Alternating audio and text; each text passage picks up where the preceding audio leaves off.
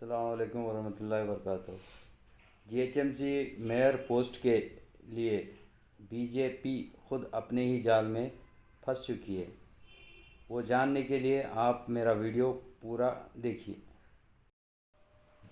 तो टीआरएस के पास तीन ऑप्शंस है जो फ़िलवक्त वो सोच रही है कि एमआईएम का हेल्प लेना चाहिए या नहीं लेना चाहिए। मगर जिस तरह के न्यूज़ आ रहे हैं कि टीआरएस जो है ना एमआईएम को अवॉइड करेगी और जो है ना ख़ुद अपने बल पे जो है मेयर और डिप्टी मेयर का पोस्ट हासिल करने के लिए इस तरह के थिंकिंग टीआरएस के पास चल रही है। जिनके बड़े बड़े पॉलिटिशियंस जो है ना इस तरह का सोच रहे हैं। और वैसे टीआरएस के कई लीडर्स के पास जो है पॉलिटिकल नॉलेज है और ये बता रहे हैं कि उनके पास जो है ना तीन ऑप्शंस है जो मेयर के पोस्ट को वो हासिल कर सकते हैं। पहला ऑप्शन तो ये है कि वो लोग के पास जो पहला ऑप्शन है टीआरएस के पास वो ये है कि 50% मेंबर्स जिसमें एक्स ऑफिशियल्स जो है MLA MLCs governors corporators 50% majority जो है वोटिंग के लिए आना चाहिए। क्योंकि यहाँ पे जो है ना तीनों पार्टीज़ जीएचएमसी इलेक्शंस में जो है ना मेजॉरिटी नहीं ला सकी है। जो मेजॉरिटी का फिगर था 76, अगर 76 अगर कोई पार्टी अगर ले लेती है तो ऑटोमेटिकली वो जो है अपना मेयर और डिप्टी मेयर बना सकती। मगर अब फिल वक्त सिनेरियो टोटली डिफरेंट है।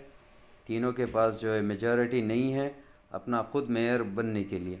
तो किसी दूसरी पार्टी का ये लोग को हेल्प चाहिए। ख़ास तौर पे टीआरएस जो फिल वक्त बहुत बुरे सिचुएशन में है वो एमआईएम के साथ जो है ना नहीं जा सकती है। क्योंकि बीजेपी इस तरह का कैंपेनिंग करी है जीएचएमसी इलेक्शन में कि टीआरएस और एमआईएम एक ही पार्टी है। जब 50 मेंबर्स जो है ना हंक हाउस में वोटिंग के लिए आएंगे मेयर पोस्ट के लिए, तो मान लीजिए फॉर एग्ज़ाम्पल एक 20 मेंबर्स एमआईएम के नहीं आए तो मैं ऑटोमेटिकली जो है ना मैजिक फिगर 176 से 88 तक आ सकता है। इसमें जो है टीआरएस मेजॉरिटी में है तो वो अपना मेयर बना ले सकती है और डिप्टी मेयर भी बना ले सकती है।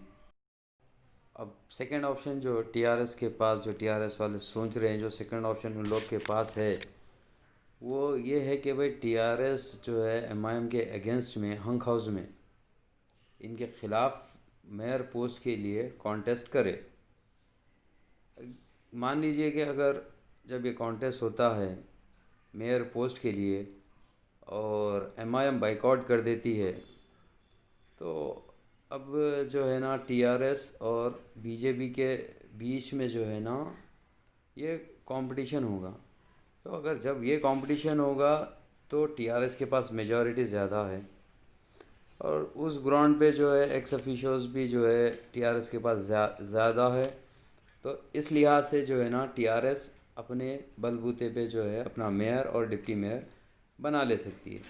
मगर अब यहाँ पे जब एमआईएम बाइकआउट कर देती है तो बीजेपी एक सवाल ज़रूर उठाती कि भाई हम पहले से ही जो है हम इलेक्शन कैंपेनिंग में ये बोल रहे थे कि भाई टीआरएस और एमआईएम दोनों जो है ना एक ही पार्टी है और साथ मिलकर इलेक्शन लड़ रहे हैं। या पब्लिक को जो है बेवकूफ़ बना रहे हैं, पब्लिक को जो है मिसगाइड करके जो है ना ये बोल रहे हैं कि भाई हम अलग अलग पार्टी है। मगर मेन जब बाइकआउट कर देती है एमआईएम तो ये चीज़ बीजेपी ज़रूर उठाएंगी और ये बोलेंगी कि भाई ये जो है ना टीआरएस और एमआईएम की बहुत बड़ी चाल है। और ये पॉइंट को लेके जो है ना आने वाले 2023 में जो है ना बीजेपी फिर यही कैंपेनिंग करेगी कि भाई एमआईएम और टीआरएस एक ही पार्टी है और यही जो है ना आने वाले इलेक्शन में इसको मुद्दा बना के फिर वो इलेक्शन लड़ेंगे। और तीसरा ऑप्शन जो टीआरएस के पास है, जो टीआरएस सोच रही है, जो टीआरएस की पार्टी सोच रही है कि भाई ये तीनों पार्टीज, टीआरएस, एमआईएम और बीजेपी, ये तीनों के बीच में जो है ना हंक हाउस में एक ट्रायंगुलर जो है फाइट होंगी बीच में वोटिंग के लिए मेयर पोस्ट के वास्ते। तो इसमें जो है ना अब क्या होता है कि भाई टीआरएस के पास भी मेजॉरिटी नहीं है, बीजेपी के पास भी मेजॉरिटी नहीं है, एमआईएम के पास भी मेजॉरिटी नहीं है, इसीलिए हंक हाउस में जो है ना ये मेयर पोस्ट के लिए जो है ना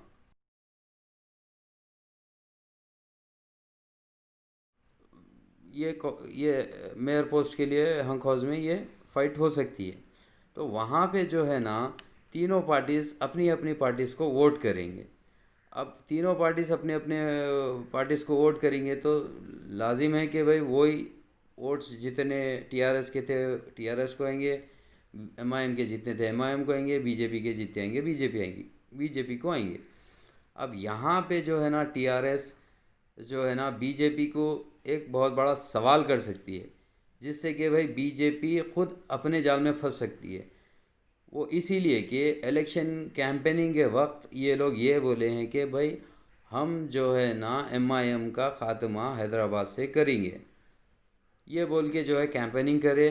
तो फिर टीआरएस वाले ये बोलेंगे कि भाई जब आप जो है ना एमआईएम का ख़ात्मा चाह रहे हैं और जो है ना आप हिंदू मुस्लिम बोल के जो है इलेक्शनिंग कैंपेनिंग करे हैं, तो हम तो एमआईएम के ख़िलाफ़ है, इसीलिए जो है ना हम हंक हाउस में जो है एमआईएम को भी जो है एमआईएम के ख़िलाफ़ भी हम लड़े। तो अब आप जो है ना एक हिंदू मेयर के लिए क्या आप टीआरएस का साथ नहीं देंगे? क्या एमआईएम जैसी पार्टी को जो आप इलेक्शन कैंपेनिंग में बोले थे कि भाई ख़त्म कर देंगे, तो आप हमारा साथ दीजिए। ये एक बहुत बड़ा सवाल जो है बीजेपी के सामने टीआरएस रख सकती है मेयर पोस्ट के लिए। तो ऑब्वियसली बीजेपी जो है ना इस बात से बहुत नाराज़ होगी और जो है ना हो सकता है ये जो है ना हंक हाउस को बाइकआउट कर देगी। अगर जब बाइकआउट कर देती है बीजेपी तो ऑटोमेटिकली फिर जो है ना टीआरएस के पास ही मेजॉरिटी रहेंगी, जो कॉरपोरेटर भी ज़्यादा है और एक्स ऑफिशियो भी ज़्यादा है। तो एमआईएम यहाँ पे भी जो है ना सेकंड पोजीशन पे रहेगी। तो अब ये ऐसा होने पे जो है ना टीआरएस इस तीन तरीके से जो है ना अपने तीन ऑप्शंस जो लेके चल रही है, इसमें जो है ना टीआरएस कामयाब हो सकती है।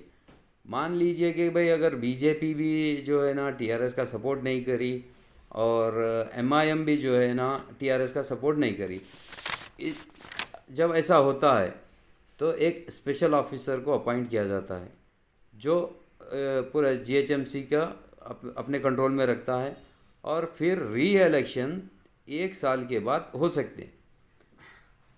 तो इस तरीके का सिनेरियो फ़िलवक्त हैदराबाद में चल रहा है और मुझे ये वीडियो बनाने में ज़्यादा टाइम लगा है, बहुत मेहनत लगी है। आप लोगों सबसे मेरी ये गुजारिश है कि मेरे चैनल को लाइक करिए, सब्सक्राइब करिए, कमेंट्स करिए। Thank you.